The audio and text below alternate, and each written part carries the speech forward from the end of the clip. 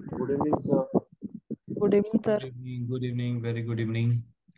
सो आज हमें स्टार्ट करना है हमारा new topic, that is production function. तो प्रीवियसली हमने जस्ट एक इंट्रोडक्शन देखा था प्रोडक्शन के बारे में। आज हम प्रोडक्शन के बाद में कंटिन्यूशन में करेंगे प्रोडक्शन फंक्शन। तो प्रोडक्शन फंक्शन में क्या होता है, ये टॉपिक एक्चुअली बहुत इंपॉर्टेंट है।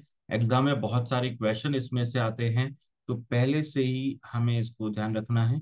This is important topic. Questions आते हैं इसमें से भी, एज वेल एज जो हमारा नेक्स्ट चैप्टर है कॉस्ट एनालिसिस, इन दोनों में से अच्छे खासे क्वेश्चन एग्जाम में आते हैं। एंड काफी सारे पॉइंट्स दोनों में सिमिलर भी है, तो अगर हमने इसको अच्छे से कर लिया तो कॉस्ट भी काफी जल्दी हमें समझ में आ जाएगा। तो सबसे पहले जो हमारा जनरल मीनिंग है प्रोडक्शन फंक्शन का, वो क्या है? It is simply the relationship.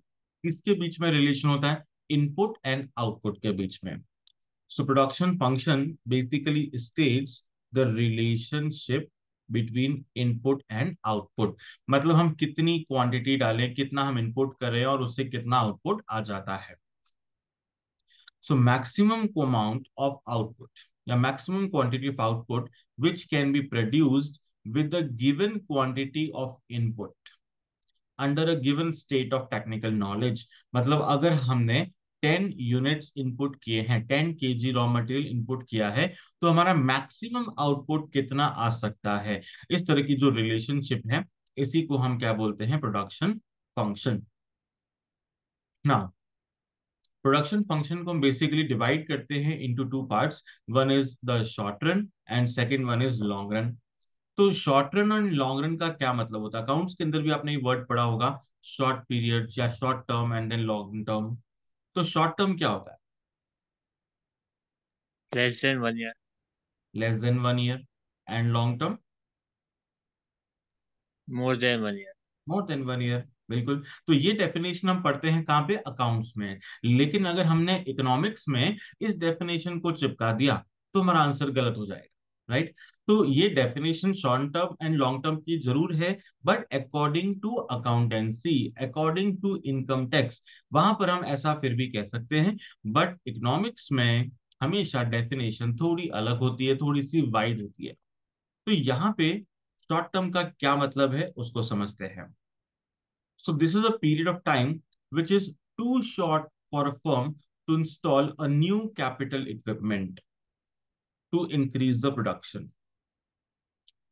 So यहाँ पर हमारे डेफिनेशन ने क्या बोला कि शॉर्ट रन का मतलब वो पीरियड जिसके अंदर हम अपनी फिक्स चीजों को, जैसे कि plant and machinery, capital equipment को चेंज नहीं कर सकते हैं, उसको हम बोलते हैं शॉर्ट पीरियड। तो शॉर्ट पीरियड इसका मतलब यहाँ पे 6 मंथ भी हो सकता है, 1 ईयर, 2 ईयर, 3 ईयर भी हो सकता है। तो जब तक हमारे सारे के सारे फैक्टर्स फिक्स रहते हैं, जब तक सारे फैक्टर्स हमारे फिक्स है, उसको हम क्या बोलते हैं? Short period. तो जनरली यहाँ पे क्या हो रहा है कि हमने बोला लेबर को थोड़ा बहुत चेंज करके हम प्रोडक्शन बढ़ा सकते हैं। पहले 10 लोग काम कर रहे थे, अभी 12 काम कर रहे हैं, तो हमारा थोड़ा सा आउटपुट बढ़ गया। रॉ मटेरियल 100 किलो पहले लग रहा था, अभी 110 120 किलो हम लगा रहे हैं, तो थोड़ा सा आउटपुट बढ़ गया। लेकिन अगर हमें अपना आउटपुट बहुत ज्यादा इंक्रीज करना है, 100 से सीधा 200 यूनिट्स, 300 यूनिट पे जाना है, तो पूरी हमें नई कैपिटल मशीनरी, इक्विपमेंट, इन सबको लगाना पड़ेगा। तो इसका मतलब यहाँ पे क्या हुआ कि जब तक कुछ भी फैक्टर हमारा फिक्स्ड है, जब तक एक भी फैक्टर हमारा फिक्स्ड है, तब तक हम उसको क्या बोलते हैं? Short run. तो शॉर्ट रन में हम बेसिकली नई capital equipment, plant and machinery को इंस्टॉल नहीं कर सकते।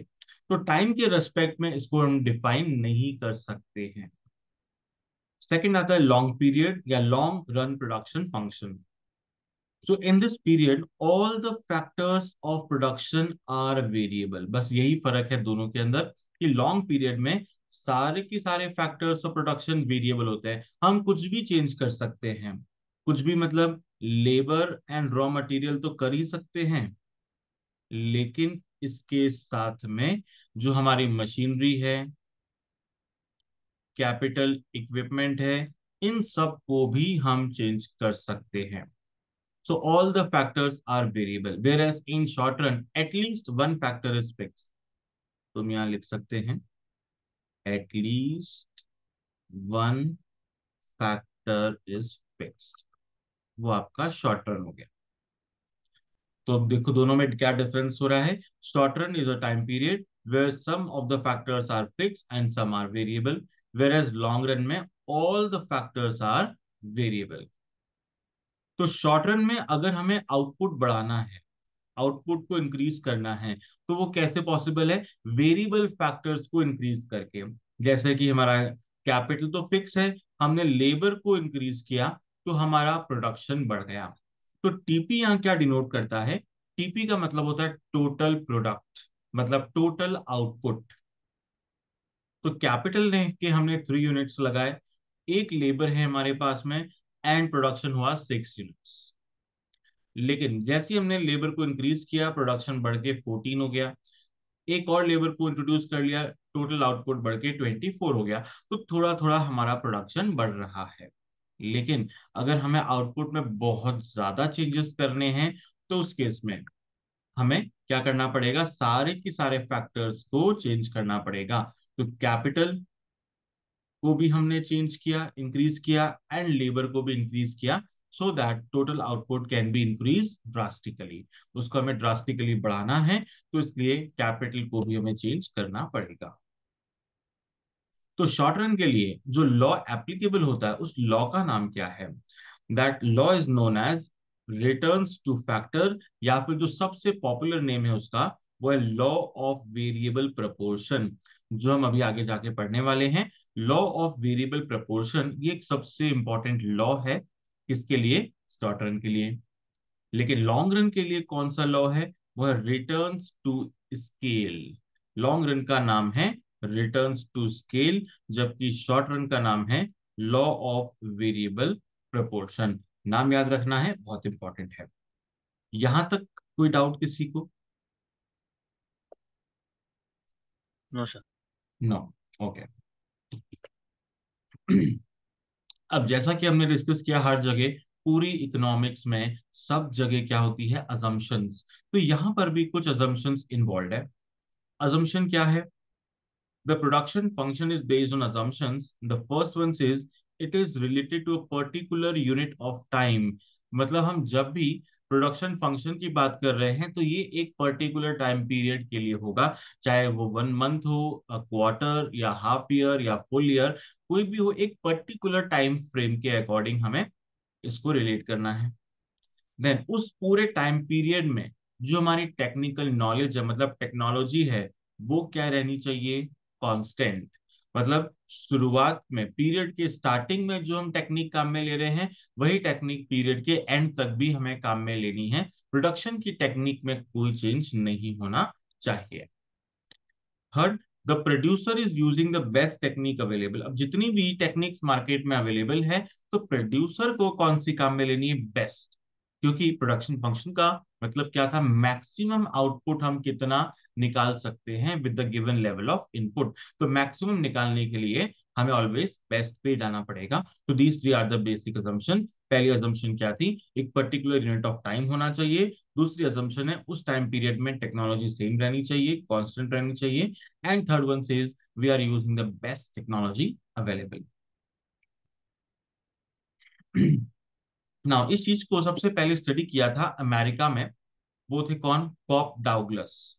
पूरा नाम है Paul H Douglas and C W Cobb. ये दो इकोनॉमिस्ट थे यूएसए के, और इन्होंने अमेरिकन मैन्युफैक्चरिंग इंडस्ट्रीज के अंदर स्टडी किया।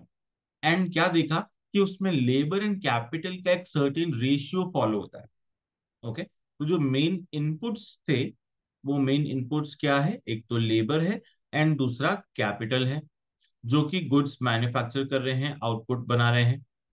नाउ उसमें एक सर्टेन रेशियो को उन्होंने फॉलो होते हुए देखा। और वो रेशियो क्या है?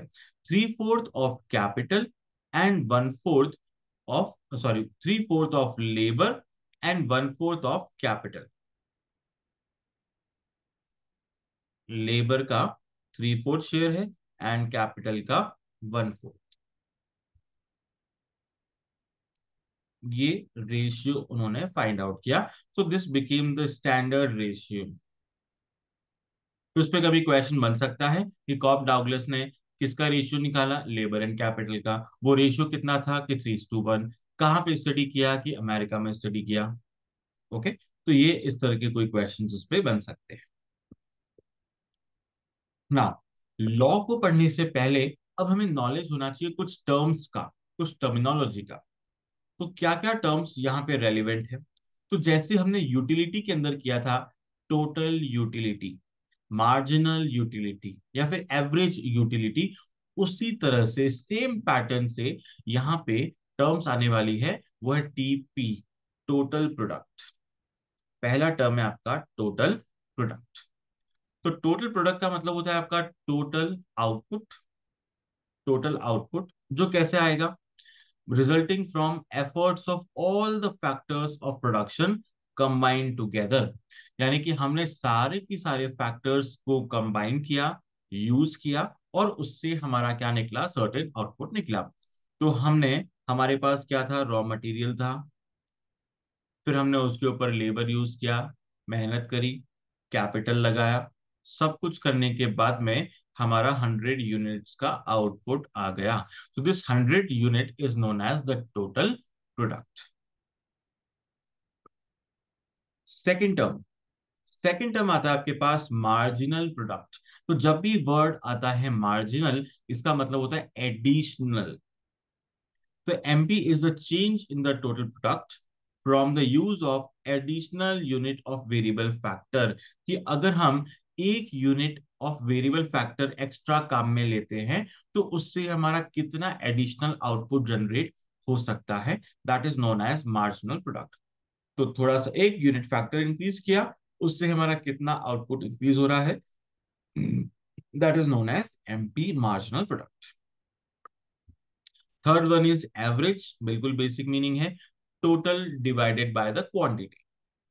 सो average is the product per unit of variable factor employed, मतलब पर यूनिट हमारा कितना आउटपुट निकल के आता है, that is known as average product. अब इस पूरे को एक एग्जाम्पल से समझते हैं ताकि सारी क्लैरिटी आ जाए हमारे पास में। तो सबसे पहले हम बात कर रहे हैं किसकी? शॉर्ट रन की।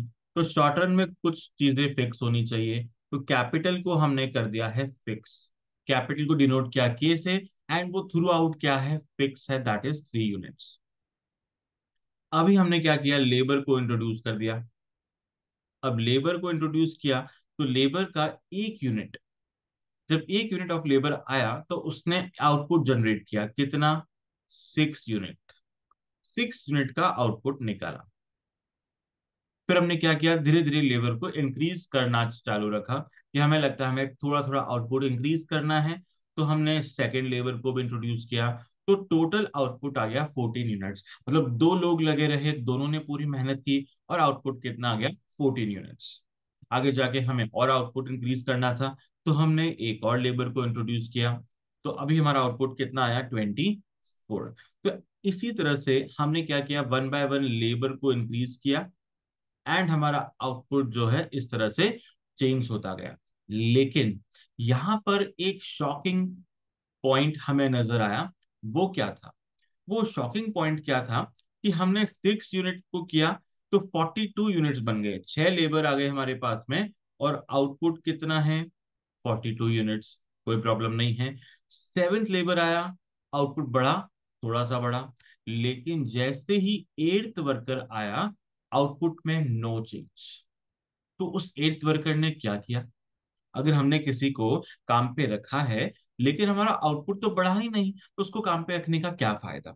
है ना? तो यहाँ पर एट्थ यूनिट पे प्रॉब्लम होना शुरू हो गई। और जैसे ही हमने नाइन्थ को रखा, तो आउटपुट पहले से कम होने लग गया, आउटपुट स्टार्ट्स फॉलिंग। तो ऐसा अक्सर होता है। इसके पीछे लॉजिक क्या है? तो लॉजिक ये होता है कि जब भी हम कोई काम एक सर्टेन लिमिट तक करते हैं, up to a certain extent, then it is beneficial. लेकिन उस लिमिट से ज्यादा करने पे वही चीज हमें नुकसान दे सकती है। एक लिमिट तक कोई भी चीज करेंगे, इट इज फ्रूटफुल, लेकिन after that limit it becomes negative. जैसे अगर हम फूड कंज्यूम करते हैं, तो क्या कोई फायदा मिलता है? बिल्कुल मिलता है। फूड हम क्यों कंज्यूम करते हैं? ताकि हमारी बॉडी को जो न्यूट्रिशन की रिक्वायरमेंट है वो फूड से मिल जाए। तो हमने फूड कंज्यूम किया, डेली हमें न्यूट्रिशन मिल रहा है। लेकिन अगर हम लिमिट से ज्यादा फूड कंज्यूम करेंगे तो फिर क्या होगा? तो उस केस के अंदर बॉडी के अंदर बहुत सारी प्रॉब्लम्स होना शुरू हो जाती है। ओबेसिटी की प्रॉब्लम हो सकती है, उसके अलावा थायराइड, ब्लड प्रेशर, कोलेस्ट्रॉल, इस तरह की बहुत सारी प्रॉब्लम्स होना शुरू हो जाती है आफ्टर अ सर्टेन लिमिट। तो कहीं पर भी हमने लिमिट को क्रॉस किया, प्रॉब्लम आ गई। तो कई बार हम देखते हैं, हमने अगर प्रॉपर वर्कआउट नहीं किया, बॉडी में प्रॉब्लम आएगी। ज्यादा मीठा खा लिया, प्रॉब्लम आएगी। ज्यादा तीखा खा लिया तो भी प्रॉब्लम आएगी। कम खाया तो भी प्रॉब्लम, ज्यादा किया तो भी प्रॉब्लम।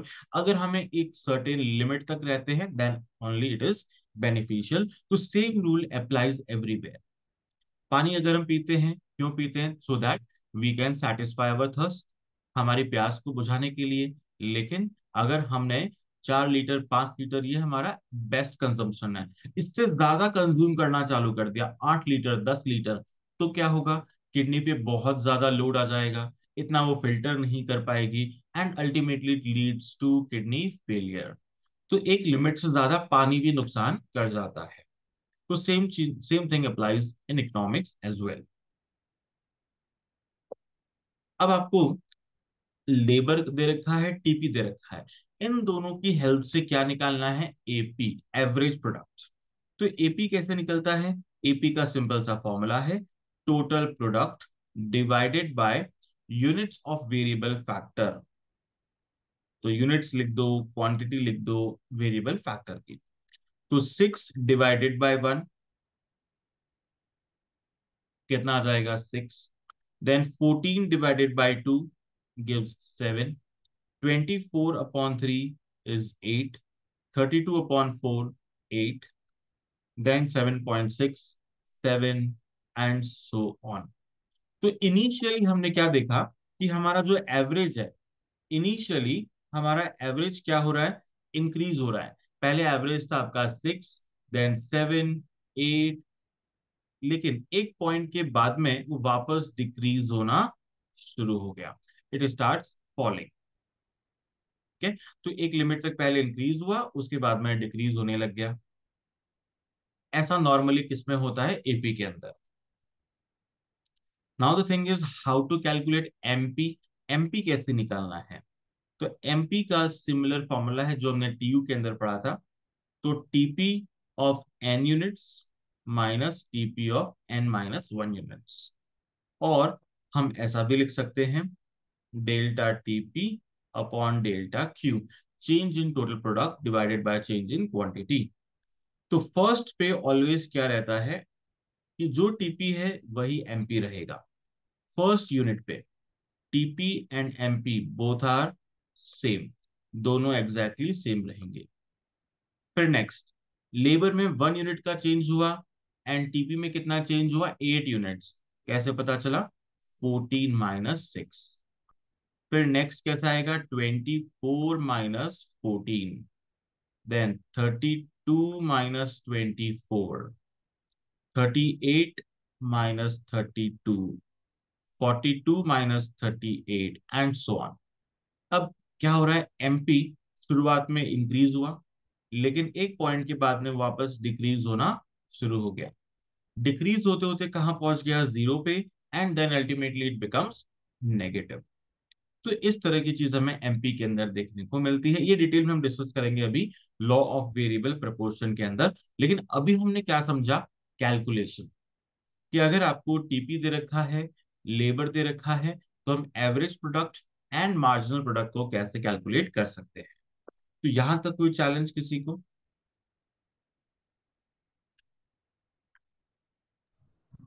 No sir. नो। हाँ सर। सर यहाँ पे टीपी कैसे कैलकुलेट किया गया है? टीपी आपको गिवन है क्वेश्चन में। अच्छा। तो टीपी गिवन था, उससे हमने एपी एमपी निकाला। कभी उल्टा होगा, एमपी गिवन होगा तो आपको टीपी निकालना है। तो अगर मान लो आपको टीपी नहीं दे रखा है, एमपी गिवन है, तो उल्टा चलना है आपको। कैसे? पहले 6 रह जाएगा आपका, फिर उसके बाद 6 + 8 14, फिर 14 + 10 24, 24 + 8 32, 32 + 6 38, 38 + 4 42 एंड सो। तो एमपी से आप क्यूमुलेटिव फ्रीक्वेंसी का कैलकुलेशन जैसा होगा ना? क्या कह रहे हो? क्यूमुलेटिव फ्रीक्वेंसी का कैलकुलेशन जैसे करते हैं वैसे होगा ना? हाँ एग्जैक्टली बिल्कुल वही कह रहे हो, सेम। तो सेम हमने कहाँ पे पढ़ा था, टोटल यूटिलिटी के अंदर भी जो पढ़ा था, सेम टू सेम वैसा ही है, बस यू की जगह पे पी आ गया, rest everything is same.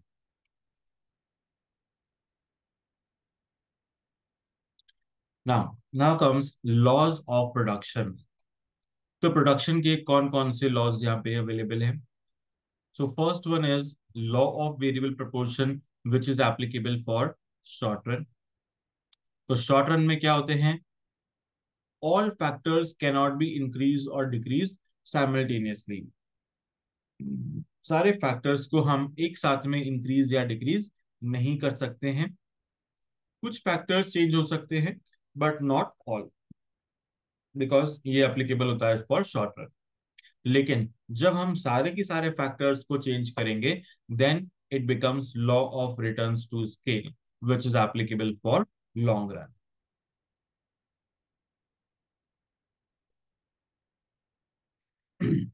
Now अब सबसे पहले हम पढ़ते हैं किसको, शॉर्ट रन को। तो शॉर्ट रन में जो सबसे इंपॉर्टेंट लॉ है, that is the law of variable proportion. Now variable proportion के लिए अगेन कुछ अजम्पशंस आ जाएगी हमारे पास में। सबसे पहली अजम्पशन, टेक्नोलॉजी रिमेन्स कांस्टेंट, वो हमारी सेम है। There must be some fix input, fix input होना जरूरी है। अगर फिक्स नहीं रहा तो वो शॉर्ट रन नहीं रहेगा, लॉन्ग रन में कन्वर्ट हो जाएगा। तो इसलिए कुछ इनपुट्स का फिक्स रहना जरूरी है। Then only physical input and outputs are considered and not economic profitability in monetary terms is considered। मतलब हम यहाँ पे सिर्फ इनपुट आउटपुट की बात करते हैं, कॉस्ट की बात नहीं करते हैं। किसमें? जब भी हम प्रोडक्शन फंक्शन में डील करते हैं हम, तो कॉस्ट एनालिसिस हम डिफरेंटली स्टडी करते हैं, डिफरेंट तरीके से उसका कैलकुलेशन करते हैं। लेकिन जब भी हम प्रोडक्शन फंक्शन की बात करेंगे, it will be purely physical input and physical output. अब ये लॉ आखिर हमें बताना क्या चाहता है? लॉ कहता है if we increase the quantity, ठीक है, इंक्रीज करना है, इंक्रीज कर दिया, किसकी इंक्रीज करना है? Of one variable input, one variable input, इसकी क्वांटिटी इंक्रीज करना है। फिर क्या करेंगे? उसको हमें कंबाइन करना है विथ अदर फिक्स्ड इनपुट्स। तो इसको कंबाइन किया विथ फिक्स्ड इनपुट्स, ठीक है। तो क्या होगा? देन टोटल प्रोडक्शन इंक्रीजेस, तो इसका रिजल्ट हो गया टीपी इंक्रीजेस। बस इतनी सी बात कौन कहता है? लॉ ऑफ वेरिएबल प्रपोर्शन, ठीक है। तो ये पॉइंट समझ आ गया कि अगर हम वेरिएबल इनपुट को इंक्रीज करते हैं और कंबाइन करते हैं किसके साथ? फिक्स्ड इनपुट के साथ में, then total production rises, total production आपका इंक्रीज होता है। अब इस लॉ को हम डिवाइड करते हैं into three phases, three stages. अब सबसे पहले आपको stage one, stage two and stage three, ये थ्री स्टेजेस गिवन है। मैंने आपको नोट शेयर कर रखे हैं, पीडीएफ शेयर कर रखी है। तो एक बार आपको क्या करना है, फटाफट से फास्ट रीड कर लो इसको 2 मिनट्स के अंदर। फिर मैं इसको पूरा एक्सप्लेन करता हूँ, ताकि एक बार आपने पढ़ रखा होगा तो फटाफट से आपको समझ में आ जाएगा, इजीली सारी चीजें क्लिक हो जाएगी। तो एक बार पहले इसको क्या करोगे, 2 मिनट में रीड कर लो, जब तक मैं आपको वेट कर रहा हूं यहाँ पे।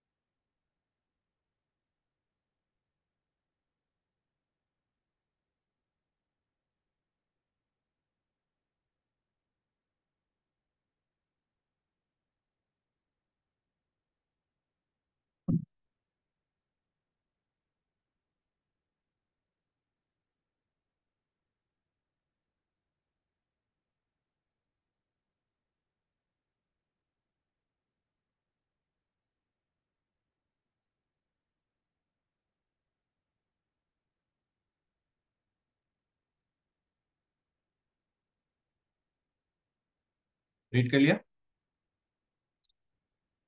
So law of variable proportion, इसके 3 स्टेजेस।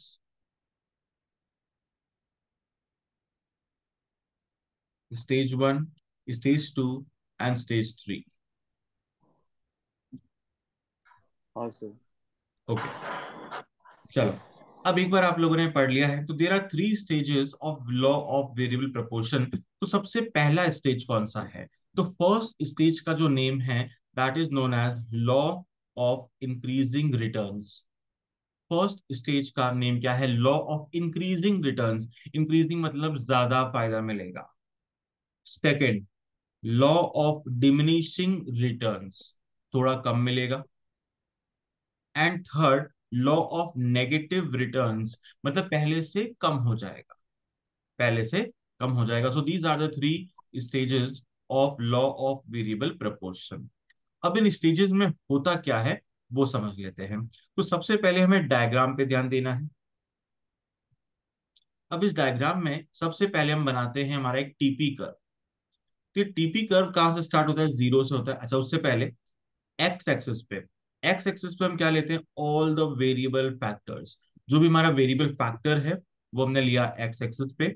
और जो आउटपुट है, चाहे वो टीपी है, एपी है या फिर एमपी है, पूरे के पूरे आउटपुट को हम कहां कंसिडर करेंगे? On Y axis. Okay, now अब क्या हो रहा है यहाँ पे कि टीपी कर्व हम बना रहे हैं। तो जब हमारा वेरिएबल इनपुट 0 है तो आउटपुट क्या होगा? ऑफकोर्स 0। कि जब हमने कुछ इनपुट किया ही नहीं तो आउटपुट आएगा भी नहीं। तो शुरुआत होगी कहां से? 0 से। उसके बाद में जैसे जैसे हमारा इनपुट बढ़ेगा, वेरिएबल फैक्टर का इनपुट बढ़ेगा, तो टोटल आउटपुट भी क्या होगा? राइज होगा। तो इसलिए ये हमारा कर्व इस तरह से बढ़ रहा है। तो ये बनता है आपका टीपी कर्व। तो टीपी कर्व जो है ये हमने तीनों स्टेजेस के थ्रू पास किया है। अब तीनों स्टेजेस के अंदर इस तरह से आपका एक कर्व बनेगा। पहले हम एक बार कर्व बनाते हैं, फिर उसके फीचर्स को देखते हैं कि इन सब में क्या खास बात होती है। सेकंड कर्व हम बनाते हैं कौन सा? MP curve. एमपी कर्व क्या होता है? स्टार्ट ये भी 0 से होगा। स्टार्ट होते होते ये बहुत जल्दी अपने मैक्सिमम पॉइंट तक पहुंच जाता है and then it starts falling, उसके बाद फॉल होना शुरू हो जाता है। एंड थर्ड जो आता है हमारे पास that is AP curve. AP भी 0 से स्टार्ट होता है, इंक्रीज होते होते maximum and then starts falling. तो ये 3 कर्व है जिसके ऊपर हमें मेन स्टडी करना है। इंपॉर्टेंट कॉन्सेप्ट है, हर बार एग्जाम में एक क्वेश्चन तो बनता ही है इस टॉपिक का। सो फर्स्ट स्टेज के अंदर क्या खास बात है? ये आपका फर्स्ट स्टेज। फर्स्ट स्टेज का नाम क्या है? तो इसका नाम है आपके लिए law of increasing returns. Increasing returns का मतलब क्या है कि शुरुआत में जो आपका टीपी है ये इंक्रीज होता है एट इंक्रीजिंग रेट, मतलब फास्ट रेट से इंक्रीज होता है। जो आपका टीपी कर्व है, तो TP curve increases at increasing rate. Okay, फिर आता है एमपी। एमपी क्या होता है इस पूरे स्टेज में? तो ये जो ग्रीन हमने बना रखा है, green line, MP increases. Increase होने के बाद वो अपने मैक्सिमम पॉइंट तक पहुंच जाता है। MP increases and reaches at maximum, and उसके बाद it starts falling, and fall होना भी चालू हो जाता है ड्यूरिंग द फर्स्ट स्टेज। तो फर्स्ट स्टेज कहां तक है? ये जो हमारी डॉटेड लाइन है यहां तक है आपका फर्स्ट स्टेज। तो फर्स्ट स्टेज में एमपी इंक्रीज हुआ, मैक्सिमम तक पहुंचा एंड फिर डिक्रीज होना चालू हो गया। अब नंबर आता है किसका? एपी का। एपी क्या करता है? इंक्रीज होता है and reaches its maximum. AP increase होते होते अपने मैक्सिमम पॉइंट तक पहुंच जाता है। तो जहां पे एपी का मैक्सिमम पॉइंट है वहां पे क्या होता है? फर्स्ट स्टेज एंड हो जाता है। When AP is maximum, first stage gets finished. वहां पे पहला स्टेज आपका फिनिश हो गया। एक और तरीके से हम कह सकते हैं कि फर्स्ट स्टेज कहाँ फिनिश होता है? When AP equals MP. तो जहां पे एपी एंड एमपी दोनों इक्वल हो जाते हैं तो इस पॉइंट पे हमारा फर्स्ट स्टेज फिनिश हो जाता है। तो ये कैरेक्टरिस्टिक्स हो गया आपका फर्स्ट स्टेज। अब आता है सेकंड स्टेज का कैरेक्टरिस्टिक। तो सेकंड स्टेज में क्या हो रहा है? क्या टीपी राइज हो रहा है? बिल्कुल हमें राइज होता हुआ दिख रहा है, लेकिन अभी कर्व हमारा थोड़ा सा फ्लैट हो गया। इसका मतलब TP increases eight diminishing rate. TP increase तो हो रहा है, लेकिन उसकी रेट क्या हो गई? कम हो गई, डिमिनिश हो गई। तो सेकंड स्टेज में एमपी की क्या पोजीशन है? अब MP starts falling, MP continue to fall. First stage में फॉल होना चालू हुआ था, एंड इस पूरे सेकंड स्टेज में एमपी फॉल हो रहा है। तो क्या फॉल होते होते एमपी नेगेटिव बन गया सेकंड स्टेज में? नो। यहां से यहां तक अगर आप चेक करेंगे तो एमपी नेगेटिव नहीं है, MP is positive and at last becomes zero. जहां पे एमपी जीरो बन जाता है, वहां आपका सेकंड स्टेज फिनिश होता है। ठीक है, तो MP falls and reaches zero. अब एपी का क्या होता है? AP starts falling. तो फर्स्ट स्टेज में एपी अपने मैक्सिमम पॉइंट तक गया था, एंड सेकंड स्टेज में एपी फॉल होना चालू हो गया। And AP always remains positive, ये कभी भी नेगेटिव नहीं हो सकता। तो ये है आपका स्टेज नंबर 2, जिसको हम क्या बोलते हैं? Law of diminishing returns. तो हमें बेनिफिट तो मिल रहा है, टोटल आउटपुट आपका इंक्रीज हो रहा है, but at diminishing rate, at slow rate. Now comes the third stage. Third stage में क्या होता है? Now TP starts falling. तो सेकंड स्टेज में क्या हुआ था? टीपी इंक्रीज होते होते अपने मैक्सिमम पार्ट तक पहुंच जाता है। टीपी बेसिकली अपने मैक्सिमम पॉइंट तक पहुंच जाता है, एंड थर्ड स्टेज में TP starts falling. MP fall होते होते क्या बन जाता है? Negative, and AP continue to fall. AP fall अभी भी हो रहा है, बट रिमेन्स पॉजिटिव। एपी की वैल्यू क्या रहेगी? पॉजिटिव रहेगी। तो ये मेन पॉइंट्स होते हैं आपके स्टेज नंबर 1, 2 एंड 3 के। तो इसको अपने इसी पैटर्न में आप लिख सकते हो, जैसे मैंने एरो के फॉर्म में लिखा है। तो इससे आप इजीली लर्न रख सकते हो। डायग्राम को भी याद रखना है, तो उससे क्या होगा? कोई भी क्वेश्चन आता है, डायग्राम और इस शॉर्टकट की हेल्प से आप क्वेश्चन को सॉल्व कर सकते हो। तो उसमें कोई डाउट किसी को?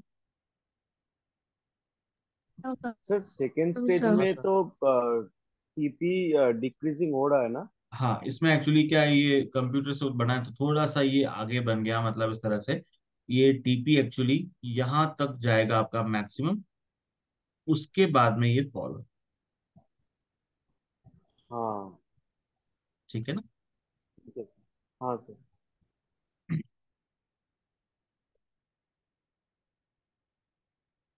चलो, और कोई डाउट? No sir. नो? बाकी किसी को कोई डाउट? ये हमारा बेसिकली क्या है? 3 स्टेजेस ऑफ वेरिएबल प्रोपोर्शन। अब उसमें एक पॉइंट और आता है, एक टर्म आता है बेसिकली, जिसको हम बोलते हैं law of point of inflection. Point of inflection अगर किसी को याद है, हमने पढ़ा था।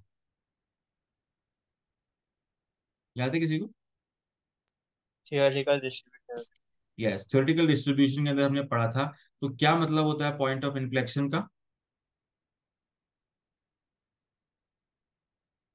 कि जहां पे कर्व अपना शेप थोड़ा चेंज करता है, उसको हम बोलते हैं पॉइंट ऑफ इन्फ्लेक्शन। तो जैसे कॉनकेव से वो कॉन्वेक्स बन जाता है, या कॉन्वेक्स टू कॉनकेव बन जाता है, उसको हम बेसिकली बोलते हैं पॉइंट ऑफ इन्फ्लेक्शन। तो अगर हम एग्जैक्टली देखें, तो ये डायग्राम कुछ इस तरह से होता है। यहां से पहले ये ऐसे इंक्रीज होगा, और फिर इस तरह से जाता है। तो यहां से हम देख सकते हैं पहले सी इधर बन रहा है, फिर वो ऑपोजिट डायरेक्शन में चला गया। तो जहां से उसने अपना शेप चेंज करना शुरू किया, उसको हम बोलते हैं बेसिकली, उस जगह को बोलते हैं पॉइंट ऑफ इन्फ्लेक्शन, जहां पे वो अपना शेप को चेंज कर लेता है।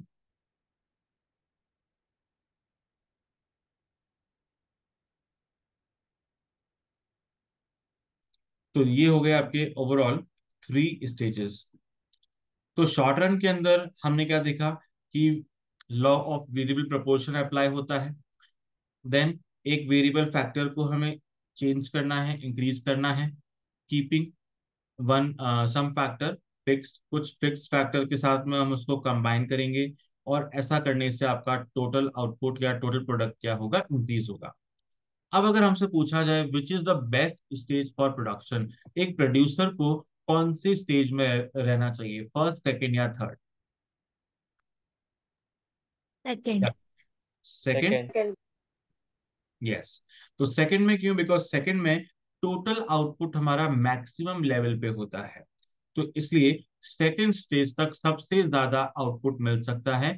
So producer should stay at second stage. अगर कोई प्रोड्यूसर थर्ड स्टेज तक पहुंच चुका है तो उसको क्या करना चाहिए? प्रोडक्शन तब स्टॉप करना प्रोडक्शन चाहिए। स्टॉप रिड्यूस करना। Production. Production stop. Decrease production कैसे? प्रोडक्शन स्टॉप करना। मेन पॉइंट एक कोई मिस कर रहे हो आप, एक पॉइंट बता दो जो मेन की पॉइंट है, की वर्ड है जो मुझे सुनना है। सर, रिसोर्सेस को कम करना चाहिए। हाँ, तो जो हमारे वेरिएबल फैक्टर है वो यहां तक आ चुके हैं, थर्ड तक, तो थर्ड से वापस सेकंड पे जाना है, तो वेरिएबल इनपुट्स को हम क्या कर देंगे, थोड़ा कम कर देंगे। तो वेरिएबल इनपुट आपका कम हो जाएगा, तो हम वापस थर्ड से सेकंड पे आ जाएंगे, और सेकंड पे आते ही आपका टीपी क्या बन जाएगा, मैक्सिमम। सो इस तरीके से अगर हम थर्ड पे हैं तो सेकंड पे आ सकते हैं by reducing the variable factors. तो this is the best way. ठीक है, चलो यहाँ तक टाइमर एंड होने वाला है, 9 o'clock वापस मैथ्स के लिए